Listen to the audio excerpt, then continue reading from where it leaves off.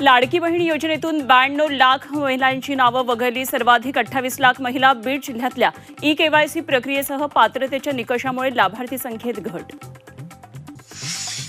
धाराशिवच्या कळंबमध्ये शीतपेयातून 2 नर्सेसला विषबाधा. एकीची प्रकृती गंभीर, रुग्णालयामध्ये उपचार सुरू. वारीत वाटपासाठी आणलेल्या शीतपेयातून विषबाधा. विनायक राऊत यांच्यासह मुलगा गीतेश यांची आज ठाणे पोलिसांकडून चौकशी होण्याची शक्यता. सून गिरिजा राऊत यांच्या तक्रारीनंतर विनायक राऊतांसह 7 जणांवर गुन्हा दाखल. विनायक राऊतांनी सून गिरिजाचे सर्व आरोप फेटाळले. पैशांसह घर, कारची मागणी मान्य न केल्यानं आरोप केल्याचा दावा. तर 2022 मधील प्रकाराची तक्रार 2026 मध्ये का, विनायक राऊतांचा सवाल. मोशी दुर्घटनेत 9 जणांचा जीव गेल्यानंतर पिंपरी चिंचवड महापालिका आयुक्तांना जाग. पर्यावरण विभागासह कंत्राटदार कंपनीला कारणे दाखवा नोटीस.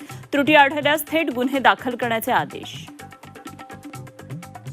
उद्धव ठाकरेंची आज मातोश्रीवर पत्रकार परिषद. नागपुरातल्या रामरक्षा आंदोलनाबाबत बोलण्याची शक्यता.